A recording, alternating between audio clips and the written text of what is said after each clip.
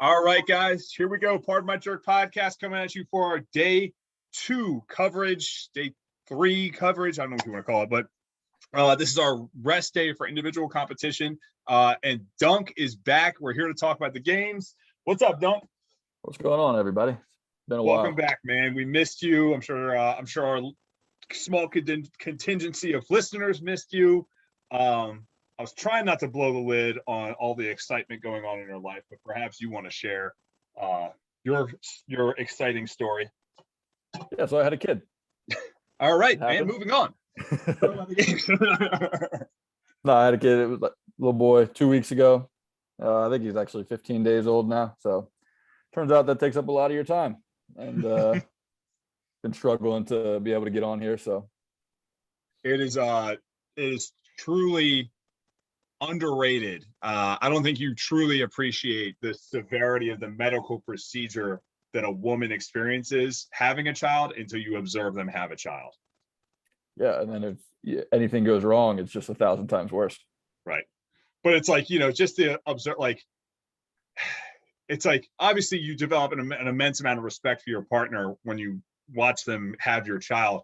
But then, like, it's not like in the movies, man. Like, they're not just like, oh, I'm a little sore today. Like, my wife was flatlined for a couple days it's like, you are doing the dad stuff outside of like breastfeeding. Like, it wasn't even anything that had to be told to me. It's like, oh, I can't help you today. It's like, nope, I understand. You can't help me for like a week.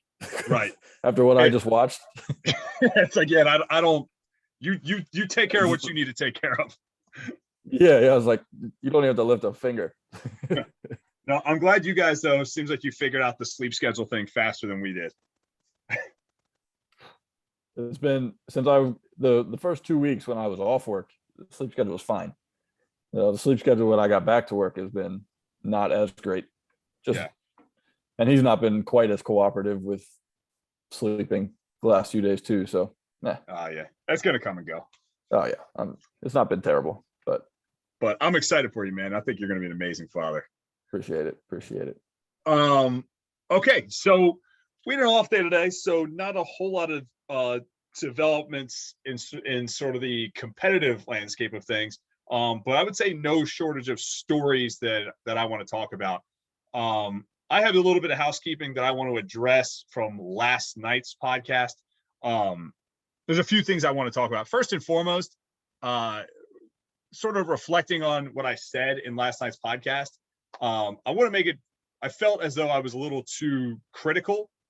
I stand by everything I said. But I want to make sure I want to make sure that I'm not putting it out there like I'm just some professional complainer. I don't want to turn into Arm & Hammer.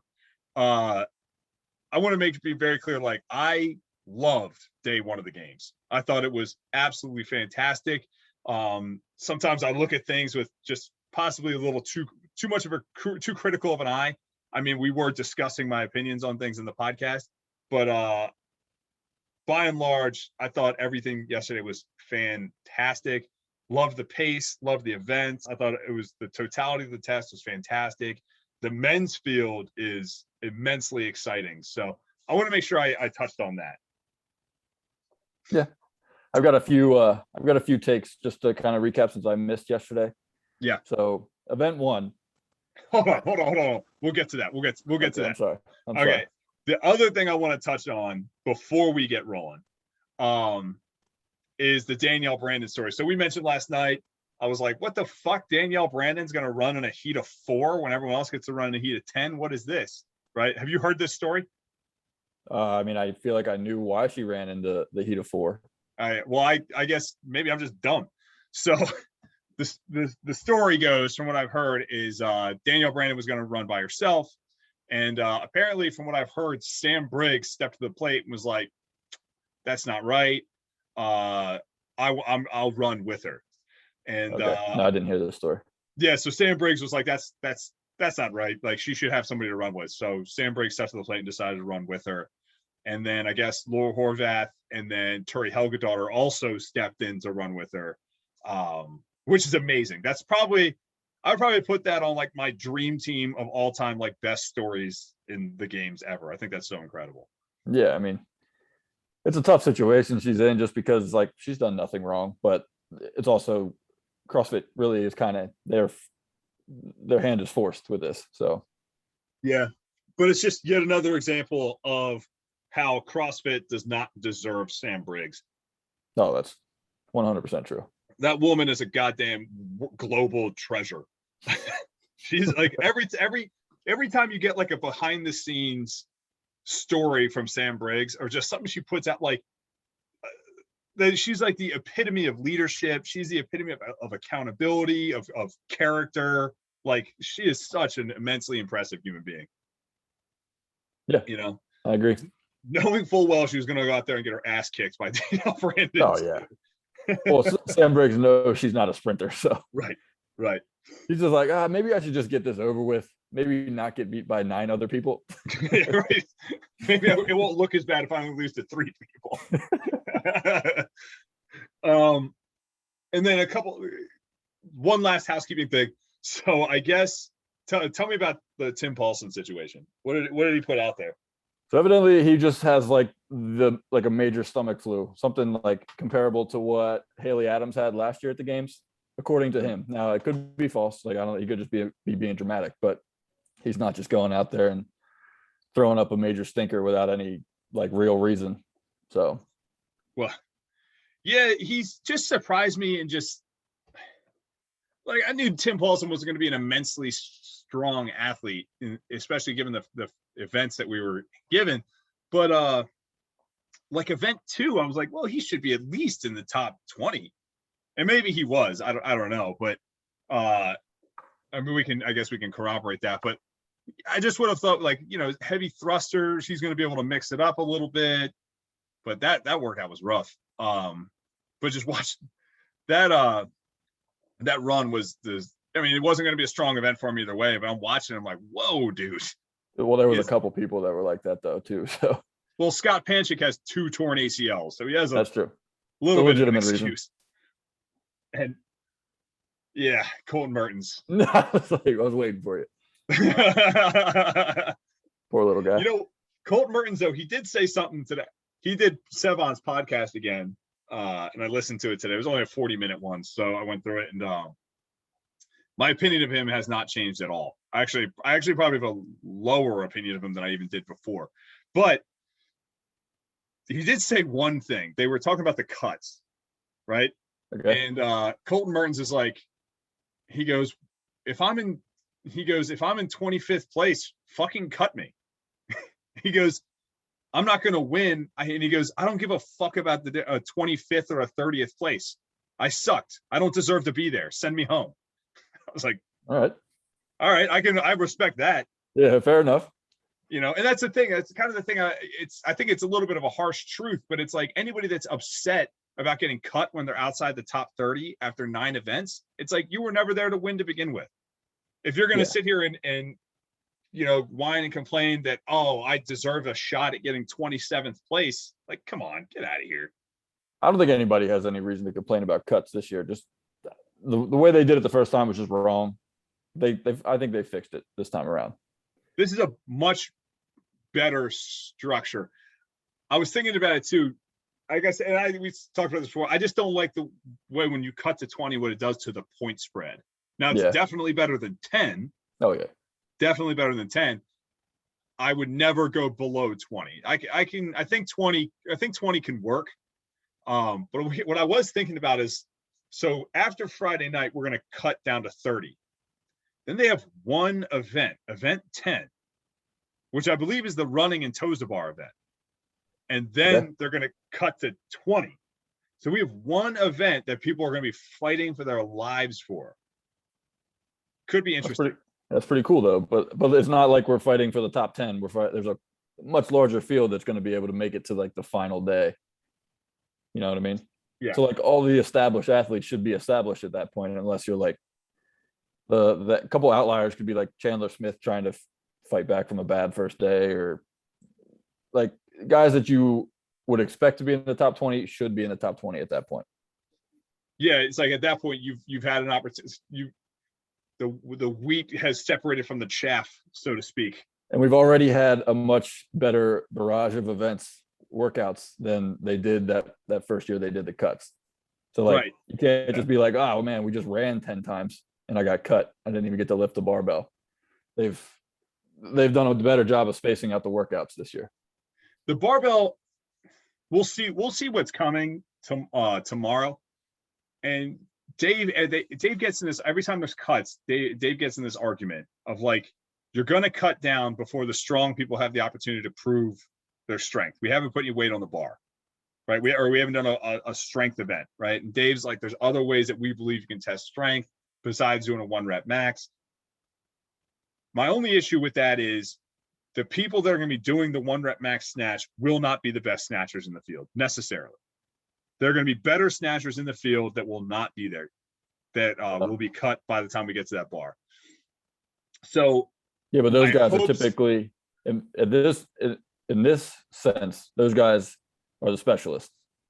Yeah.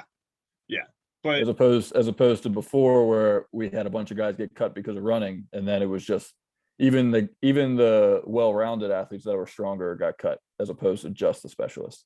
Yeah. So I guess from your, like, you're saying like, basically with this given structure, we're rewarding the generalist athlete, essentially. Yeah. But I just don't like the whole thing that Dave says is like that holds water to me. Like that makes sense. I just don't like the way Castro explains it, where he's like, you have to earn the barbell. It's like, what? No, I don't like that either. Right. I'm almost to the point where it's just like, if you're going to cut to 20, just only let 20 people come in. Only let 20 athletes go. Yeah. I would like to see I would like to see strength tested out. It doesn't have to be a 1 rep max, but tomorrow I would like to see one of these mystery events. I would love to see some kind of strength element introduced. Yeah. In the first event the only event there are 2 events we know of. One's just a handstand course. The other one's the rope climb ski Hostofel. That's a normal triplet. I wouldn't really say is exactly what I would necessarily hope to see. So I'd like to see something heavy tomorrow. Yeah. So your take. So we'll take your hot 2 minutes on each event. So what'd you think of the swim kayak? I like the swim kayak, but can we please just figure out a way to get some like GPS trackers on these guys? Like Yes. you and Britt are complaining about, oh, we only covered Yona Koski and Tia Toomey, but like, the hell was the camera supposed to do? It's like, oh, let's talk about Chandler Smith. We think he's in 25th place, but he also could be in 12th place. Right. It's like you can't really have a good conversation when you're just filming the mob, Right. So like, if we but like a lot of other sports with not as much money have figured out a way to get some GPS tracking on guys like Tour de France. I'm sure they've got it figured out where they're like tracking their cyclists. So let's just find a way to make that just slightly more watchable. Right. Like some kind of like a beacon that's at the shore. And it's just the GPS is communicating back and forth between that beacon. So we have a countdown on the total feet away you are from the shoreline. It's something that sounds a little complicated, but something. Or like you wear like an ankle, like a GPS ankle bracelet, and it'll just, anyone who's been on house arrest has this technology, and it just communicates back and forth like you're this far away from it.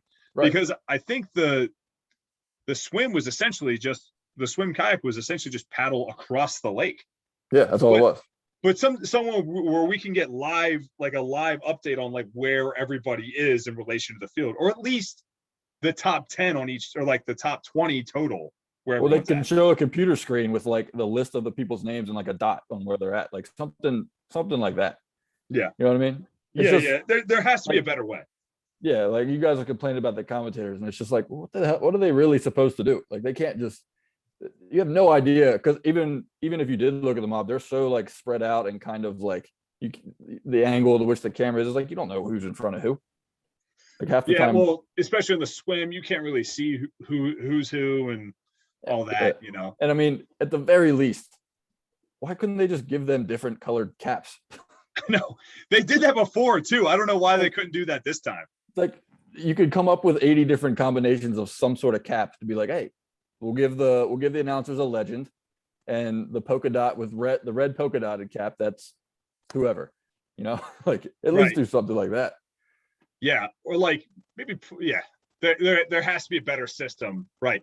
You can at least have, there's 5 different colors, so only 8 people can have the red swim cap, and then maybe we can narrow it from there. Yeah. Right. Because they did that in 2015, didn't they? I know that they did it one year with the teams. Like they had each team had a different color cap. Yeah. I don't know if they did it with the individuals though. Yeah, why, if you can do it with teams, why can't you do it with individuals? It was driving me like that was the first like when they're all just standing right there in the water. I'm like, this is going to be just ridiculous for like the first 30 minutes. No one's going to have a clue who is. And the commentators even like, oh, we know that's Yonakoski. After that, I got no idea. Right. Yeah. So all right, so moving on. Event number 2, the Sled Pig muscle up workout. I really liked that workout. I didn't really have any complaints. I was worried at first that workout was just 42 muscle ups. Like they're going to be like, all right, here's some rings, do 42 muscle ups. I liked the ring, bar, ring. I like that too. Switching it up. Like, maybe they could have done something else and not had just 24 straight bar muscle ups and a turnaround, but I don't really know what they could have done. But when you guys complain about the gaminess of the finish line, I was like, but literally every person could have done the same exact thing. So it's like, I'm sure that they were like, when they briefed them, it's like, hey, you got to get your timer across the line. That's all you got to do. Yeah, but why can't they just make it so the sled has to cross, so you can stop, so they stop gaming it? It's not that I have an issue with gaming. I have an issue with subjective judging. Yeah, but it's the athlete's job to game the system. That's what you're supposed to do. But the judge wearing? The judge isn't timing the event. It's the chip timer. So it's not any. There's no subjectiveness to the judge at that point. Like they had to go down, touch the pig before they could stop the sled drag on the first lead. Mm-hmm. So that's easy to tell. Right. On the way back, it's like just get your trip across the line and that's it. And then just make it so you have to touch the ground with your hands. It's just too subjective, man. I'm telling you, go back, watch the event, watch the way Hopper finished, watch the way Catchman finished. And I'm like, the way you finished that event is not the same way that Chandler Smith finished the event. Agreed. I watched one lady take the sled all the way through, like she damn near took it to the stands. But like, right. But like you can't touch the ground and it'd be like, all right, now we're gonna stop the stopwatch. You can't, where the chip timer is what it is. That it crosses a certain line and that's when your time stops. Yeah. Unless you put the chip timer on the sled, which sure, do that. I mean, you're not changing weights, so we'll just put the chip timer on the top of the sled and let that be the time right there. Right, and then maybe you have a few less errors with the chip, because the chip timers are clusterfuck half the time anyway. That's true. I mean, how many workouts does it look up there and you're like, oh yeah, BKG won, and it's like, oh, there's 3 minutes left in this workout. That happens all the time. The chip timers are great, but they're great until they're not great, and then they suck. Mm-hmm. Yeah, no, I agree. There's always going to be issues, but like I didn't have the same issue with the gaminess of that one that you guys did. I like the muscle ups too, though. I like mixing it up. I would have liked to see 12 ring, 12 bar, 12 ring, 12 bar. I think that'd been cool. Yeah. Oh, I do have an issue with this standardized height. Like if we're going to standardize the height, standardize it to the tallest person. Right. Well, like so Sevon brought that up to Castor today, and Castor's like, well, that's just how it goes when you're taller. He goes, when you're tall, you have an advantage in certain events. When you're short, you have an advantage in certain events. And then when you're tall, sometimes you have a disadvantage and vice versa. He goes, it all just evens itself out in the end. And I'm like, I don't know. I guess, man. It's like, it's not true. Like, yeah, if you're short, you're not going to be as good at rowing, but there's nothing getting in your way of being a good rower. It's just, you're just shorter. Like right. the ground is literally in his way because he's too tall. Because we needed to make sure Colt Mertens can jump up and get to the pull-up bar. Is that what it is? Like we basically, it's like, oh well, Colt Mertens. What about Colt Mertens who can't reach the rings? And it's like, well, you can always give him a step, but you can't lower the ground for Bukowski. Yeah, we give all the women pads to jump up on. Like if a male needs a pad, give him a pad. Right. They said it'd be like logistically too difficult. And I'm like, how difficult logistically would it be to just be like, who's the tallest male in the field?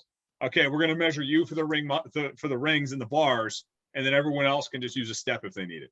I mean, I get it if like we got Shaq in the field, if we've got some 6'8" freak, but it's Fikowski. Like we've got like taller guys now. So like Fikowski's not the only tall guy at this point anymore. We got, I know Hopper's the same size as Fikowski. I'm sure that there's at least 1 or 2 more guys that are above 6 foot.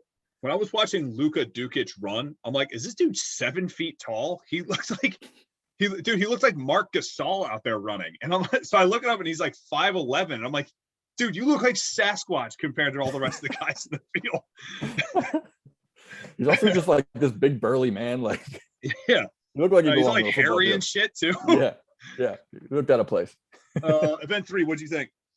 The sprint, I liked it.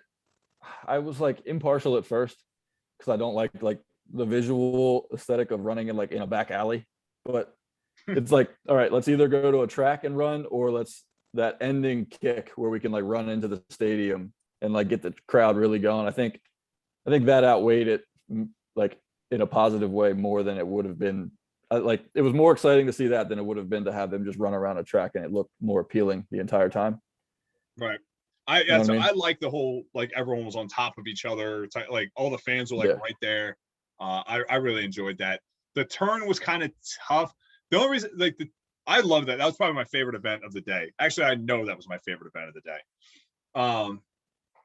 That hairpin turn they had to do, it was kind of tough. I'm not sure I needed that. Maybe we could have found a different sort of track they could have ran. But I would say, all things said and done, like 9 out of 10 event. I thought it was fantastic. Also, why couldn't we just tell that camera guy that had to run with him the whole time that they were only going to use his footage on that turn? Like he ran the whole way, but they never. Yeah, he ran the entire way, but we never used his camera angle until we got to the turn. So much respect for the hustle. I mean, yeah, but it's just poor management.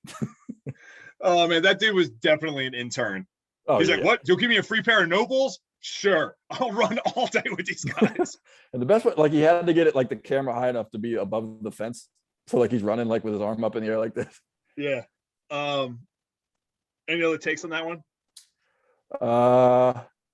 No, I mean it was kind of like par for the course. I think we all kind of knew Toomey and Wells were going to finish the top. Toomey's the women, did not surprise me too much. The men were a little surprised. I didn't think Vellner would do as well in that one as he did. I think he took like 5th or 4th or something like that. Yeah, I mean, yeah. I thought Fikowski would do better than he did, but the thing with that workout is it's definitely a test of speed. It's definitely a test for your like lactate threshold, but there's definitely a strategy to it. And you can do poorly in that event just because you strategize poorly. Oh yeah, if you go out too hot, then you just got nothing left in the tank to kick it at the end. But and I think that's what happened to Fikowski. It also looked like Hopper kind of just waited too long for his kick. Like he looked like he had some more in the tank because he was catching up fast. But like there's just a lot of strategy in that one, and that's why that turn, like you said, was a little questionable because it's like that almost forces you to wait till that point to make your kick. Yeah. But I didn't really have any issues with the course. This isn't a criticism because I don't have an issue with the way they did it.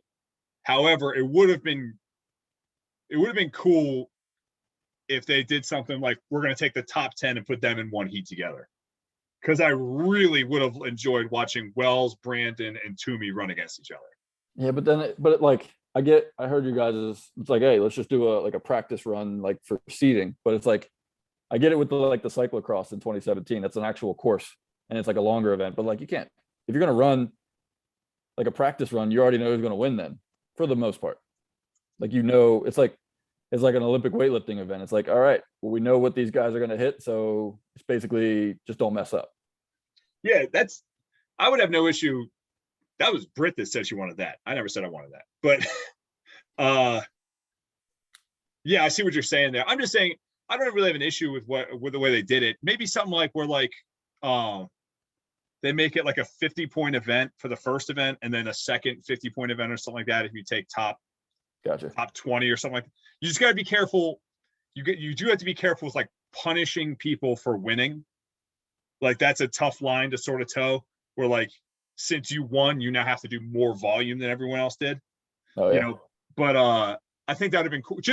I think it just would have been a really cool opportunity to watch the top like the top 10 actually race against each other for real.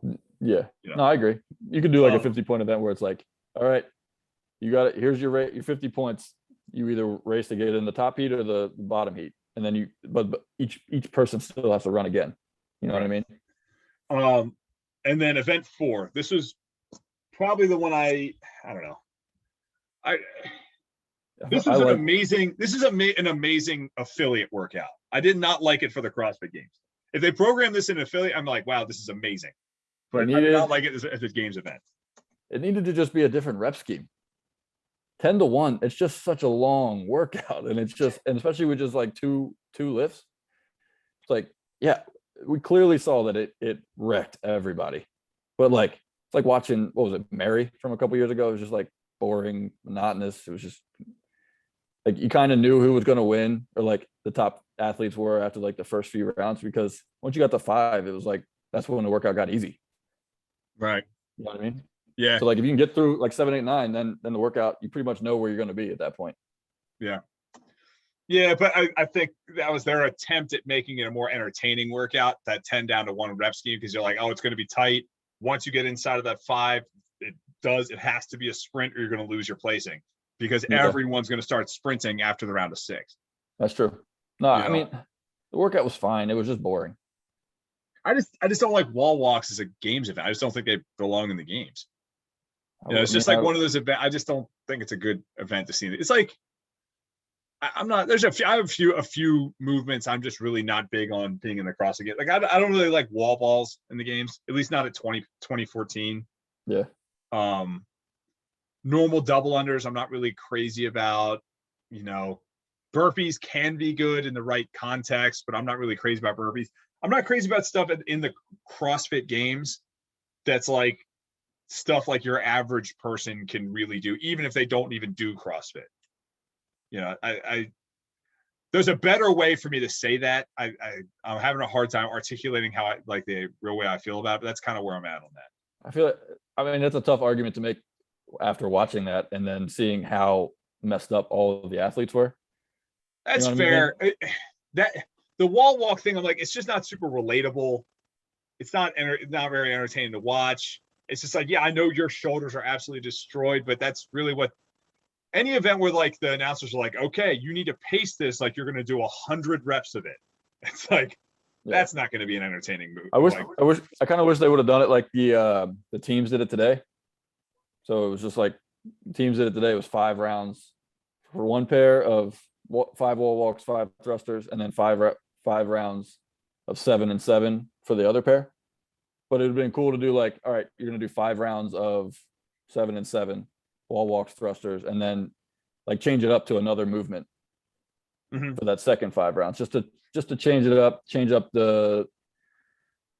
Yeah, I mean, wall walks are slow, they're boring, they're just difficult, they're taxing. But like change up, get rid of that for that second half and make that workout go a little bit quicker, and just make it more visually appealing, in my opinion. I think that would have been a better idea. But fair enough. Tomorrow. So we have two workouts announced for tomorrow that I'm looking forward to. One. So I'm going to say right off the bat, tomorrow will be a very strong day for Katrin Tanya Davidsdottir. So the one event we have is 4 rounds, 4 rope climbs, 5/400 meter ski, and the Housekeeping bag carry. Besides Tia, I think Katrin might win, like take second in that event, possibly win it. I can see that. She's just such a weird athlete, because it's like all right, she could do well in that one, but I could also see her just being like 12th place or 13th place. She's always in it, but she's never like, all right, she's a lock for number 1 on this one. You know what I mean? She does Annie, I think, will also do well in this one. The Icelandic chicks do great with odd object work. They love, like we saw it in Strongman's Fear. They just do great with odd object stuff. And like I say, Annie's great with this too. Like they're also with the ski, like they're really good at just like the kind of just put your head down and sort of work type of stuff. And Annie's an incredible at rope climbs, possibly the best in the field. And Katrin, ever since that debacle in 2014, she does rope climbs like every day. So I see this being a very strong one for Annie and Katrin, and obviously Tia. How I don't know if Tia was going to struggle on what she typically struggles on rope climbs. So if she's going to like kind of fall back to the pack, meaning she finishes in like third place, I can see it being this one. How heavy is the stone? They haven't announced it yet. Okay, because that could be a I would real say game at least changer, too. 200.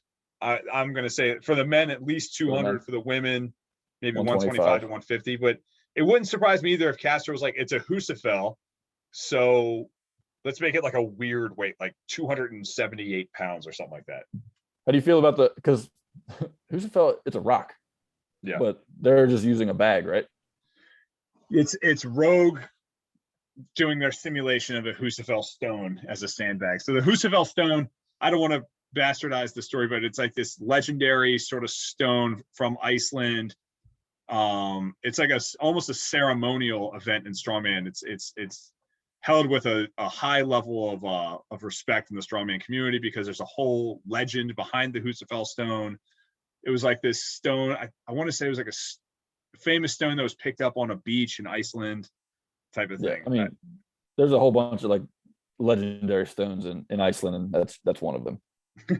So for the women's field, that's who I anticipate doing very well. And then I'm sure there's people I'm missing, but those are the two that jumped into my head. For the men's field, I say this at every event, but I think it'll be a great one for Fikowski, and I think it'll be a great one for Vellner. I think Fikowski's going to run away with this one. I mean, he's probably the best rope climber in the field. He's going to be probably the best skier. So it's like, and he's good with the strongman stuff. He proved that in 2018. So it's like, I think he walks away. It is one of those ones where like he says in the doc where he's like, I went into this one expecting to win. Like not winning is a failure. Right. I could see Vellner doing very well in this one. I could see Hopper kind of doing well in this because I think Hopper's pissed right now. Yeah. And kind of fell back down to earth a little bit. He had a bit of a reality check yesterday. I could see him doing well just because he's pissed, and he's just going to fire out of the cannon and just try to win every event going forward. Yeah. And then BKG, when they announced this event, BKG was like, because the Houseofel, because the strong, like all that shit. Oh yeah, all those guys are going to take pride in like that. This is from where I'm from. I needed to do well. Well, it was. I think to BKG, this is like Murph to Josh Bridges. Yeah, I agree. yeah. You know what I mean? Like, this is my country's thing. I better go out and win it. So I'd say keep your eye on him in that event as well. And then tomorrow we have the handstand course. So there's a lot of easy names to mention, I feel like, in the women's side of the field that we can mention. I'm curious who's going to do well in the men's field on this event. Olsen, he's a pretty easy one. Like he typically does well with handstands. Yeah. But other than that, like I feel like all that good handstand walkers have kind of like moved on. Like Fraser's gone. Hepner's not there. Hepner's not there. Yeah. Vellner will do well. Vellner's a strong handstand guy. Yeah, which is it always baffles me that he's a good handstand guy because his arms are like goofy long. But I mean, other than that, I really couldn't give you very many names that's going to do well with that. Yeah, it is a bit of a wild card event. Like, who are the males that are going to do very well, like on a handstand event? I mean, this could be a good one for Koski. He's a small guy, short arms, relatively lightweight, you know.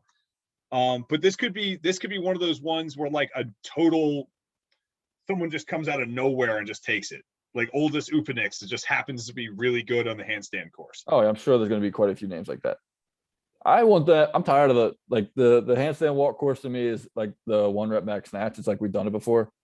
Maybe just throw like a bike to start, you know, like the assault banger, something to get the lungs burning a little bit.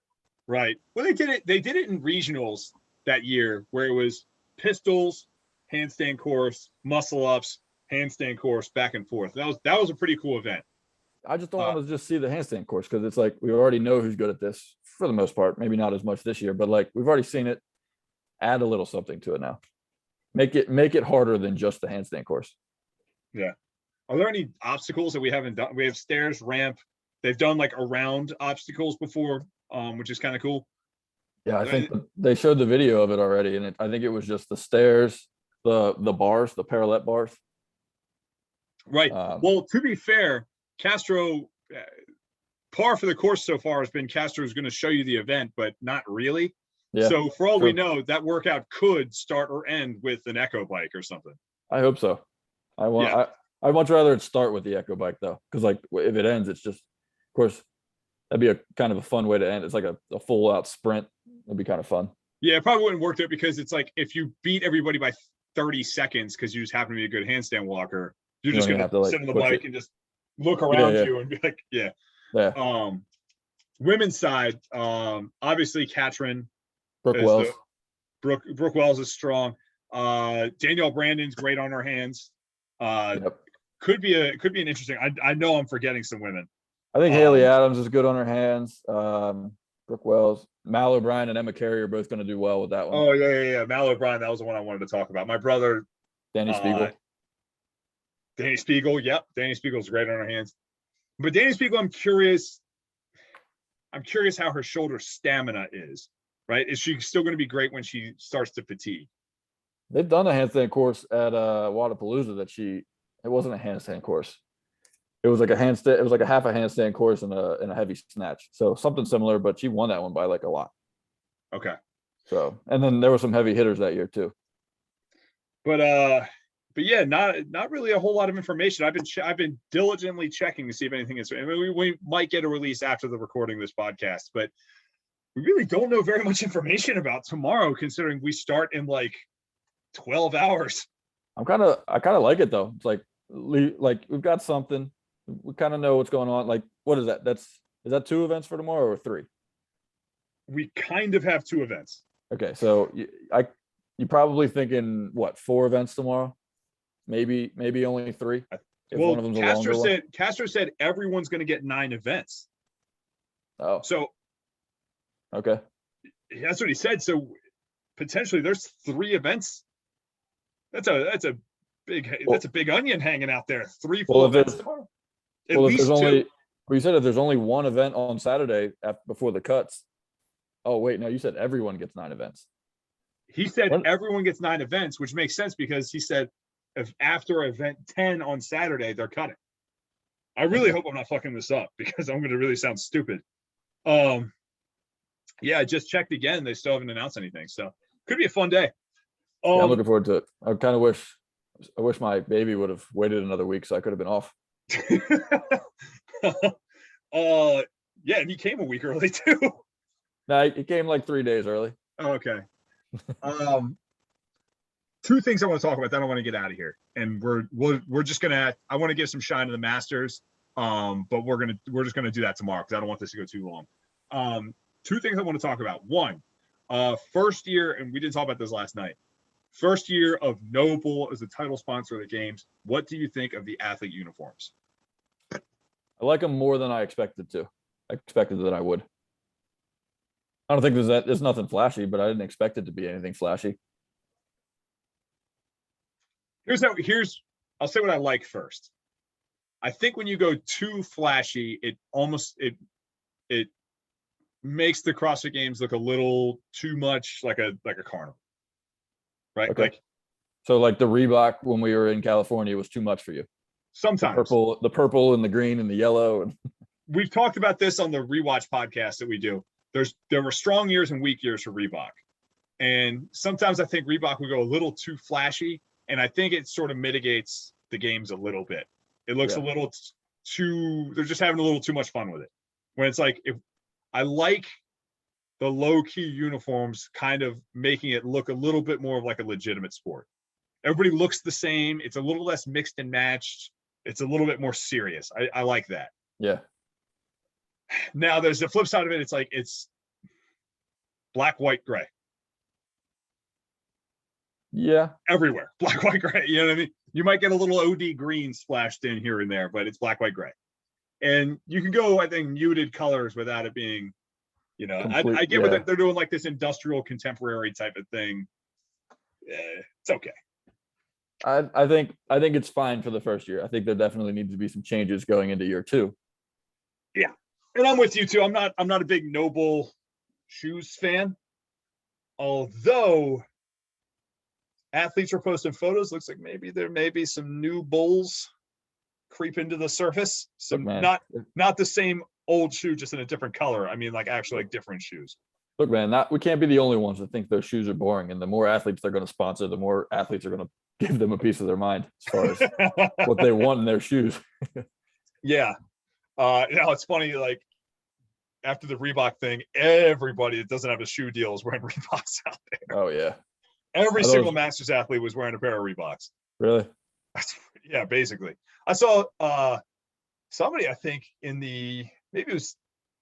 think it was someone in individual women yesterday, like the big dog women was wearing a pair of Nano 7s. I was like, where'd you even get those? I was watching a video. Craig Ritchie asked Koski, he's like, you should just wear Reebok shoes for the swim because you know you're going to win.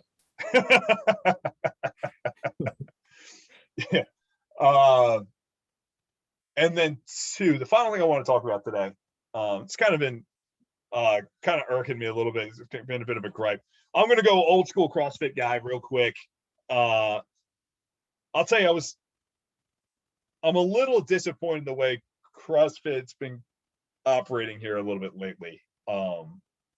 One, I said it on my solo podcast, and when I first said it, I kind of regretted it, and now I feel like I'm kind of turned out to be right. We're just like the constant online competition thing that we're seeing. It's a little money grabby. So the virtual games, I think, is a great idea. It's a cool idea. Yeah. I dig it. Until I went to sign up because I wanted to do it, and they're asking $50 to do the virtual CrossFit Games. $50. So I'm paying $50 to work out, and yeah. Yeah, I don't like that either. I didn't know that was $50. Right. After the Open's 20, which I'm not going to complain about. I'm not going to complain about that. But the fact that you have to pay again if you make it to the next round. So it's $50. Like, and I was going to say, it's more than what the Open was. Yeah, that's a little much. Right. And so that's kind of a thing, because I got to robe you a little bit for like constantly complaining about paying for the Open. Yeah. But Jesus, man, it's like you pay 20 for the Open, then you pay 50 for the quarterfinal. Then didn't they recently just do another online competition? Oh, I have no idea, but I mean, it wouldn't surprise me. I swear to God, they just did an online competition recently. I got to go back and check it. I fucking know they did.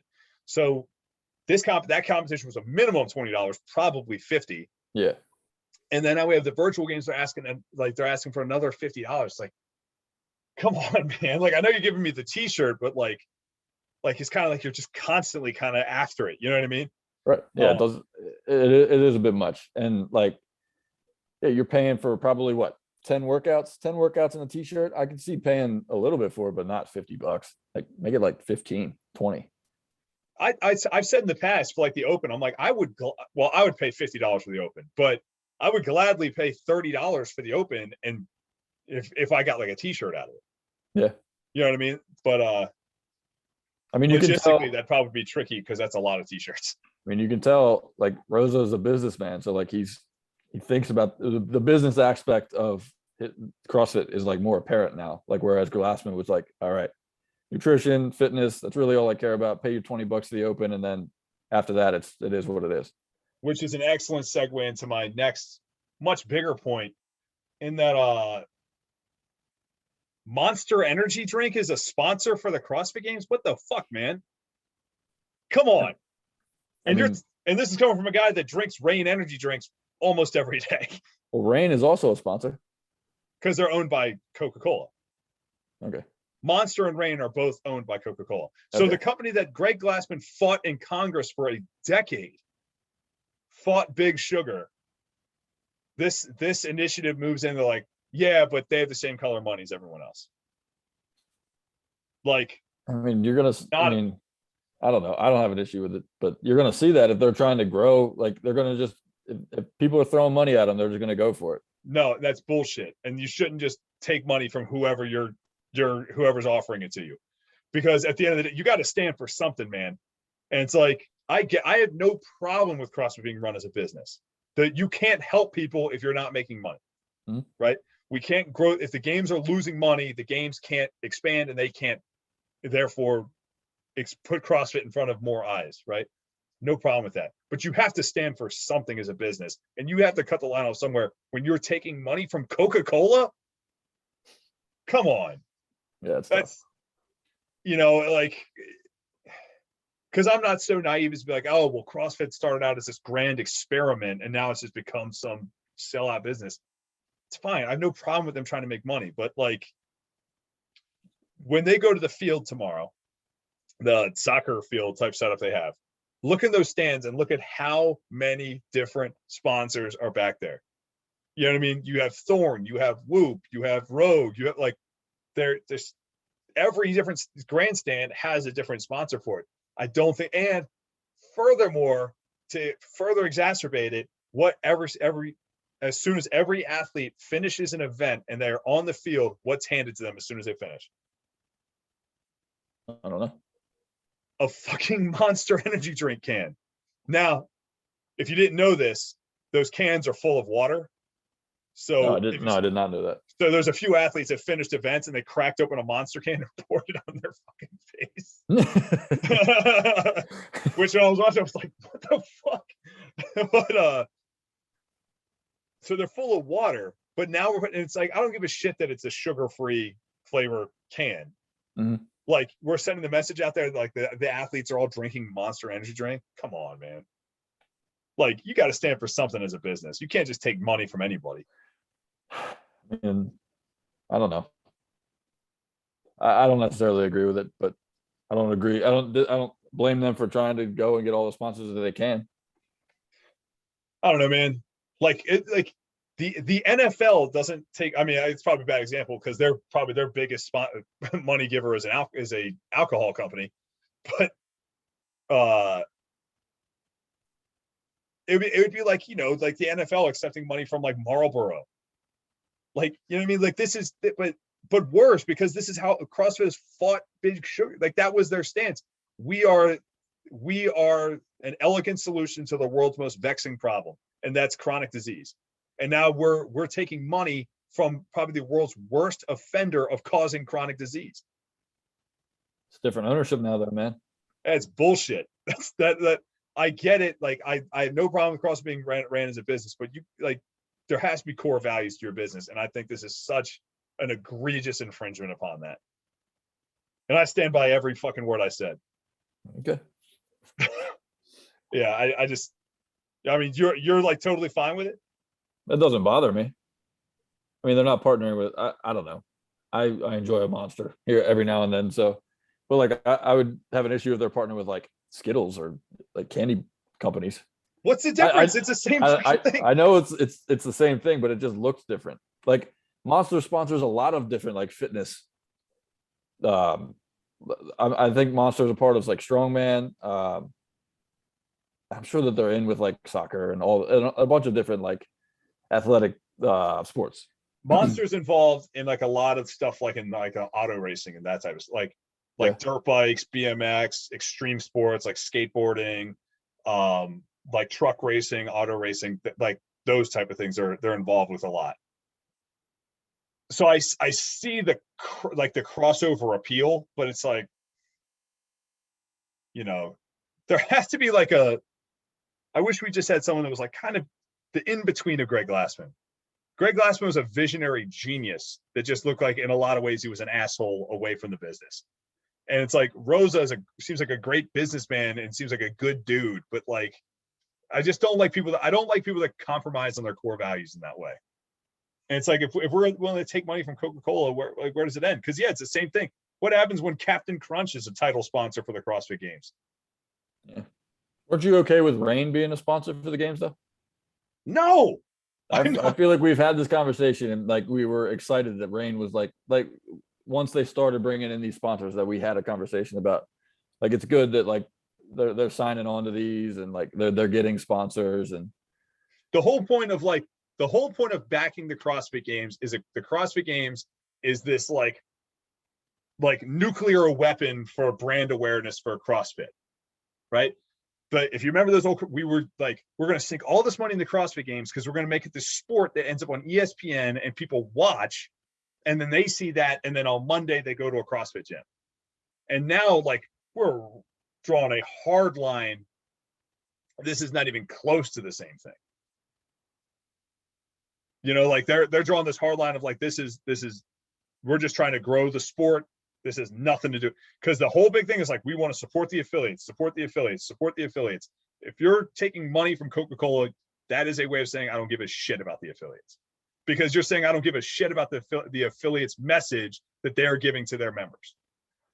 Yeah, but you're still getting people to watch the sport of CrossFit, and then people are still going to want to go to those affiliates and do these workouts. Possibly, but I'm just saying, like, but like if at the affiliate level, those coaches and those affiliate owners are going to be saying, you know, are going to say, eat vegetables, meats, nuts, seeds, some fruit, little starch, no sugar, in quantities that support exercise but not body fat. Half of these affiliates are selling these energy drinks. Well, that's a fucking problem. I'm just saying, like you're arguing this, but like probably more than half of these affiliates are selling either energy drinks or these like new protein bars. Like, and just because it's a protein bar, let's not just forget about the fact that there's a ton of sugar in that too. So there like, can be, but yeah, okay. But so like all these affiliates are selling these things, and if we can get more money into the sport of CrossFit, more people are going to watch, more people are going to like start to understand what it is, and more people are going to be like, hey, let me just go check it out, check out the gym that's down the street. And that's all you need. Yeah, they're gonna preach eat better, but they're not gonna. I wouldn't say like they're gonna preach like only drink water. Like that's, I mean, yeah, we could talk about that, but it's like, I'm not gonna be like, hey, the coaches are gonna be like, hey, just drink water because that's what's best for you. It's like, no, that's not what people are going for. Look, I'm totally, I mean, we don't need to go down the road of arguing about nutrition or anything like that. Like, I get it. Like, I have no issue with people indulging and enjoying this, but I'm just saying, if we're supposed to be the elegant solution to the world's most vexing problem, like, I don't know, man. I just don't like the compromise of your business's values in that way. I just have such a huge problem with it. It's fine. Like, people are allowed to indulge. People are allowed to eat the way they want. Coaches can coach the way they want. But we're talking about from the top down. Yeah, I have a huge problem, especially with all the sweat equity that CrossFit has poured into fighting Big Sugar. And it wasn't just Greg Glassman. There's a lot of people that work for CrossFit that fought Big Sugar for years and believed in that message. And now their company's taking money from Big Sugar. I'm astonished Coca-Cola even want to get involved. Yeah. With all the shit that CrossFit gave them. I mean, go back and read those old articles, like 2013, 2014, 2015, when Glassman was really fighting the good fight. It's I can't believe Coca-Cola even wanted to get involved. It's shocking to me. Fair enough. I mean, you're not wrong. I think that they're just looking at it through a different lens. Yeah, I get it. I just don't like it. I might just be a crotchety grumpy old man. It could be. All right. Well, we can wrap it up there. This has already gone like twice as long as I wanted it to. So we'll talk about Masters. We'll talk about Masters and Teens a little bit tomorrow, because I definitely want to talk about them. But we'll do another podcast tomorrow. Dunc, thank you for jumping on. Anybody listen, thank you for coming on to listen, guys. We will see you tomorrow night.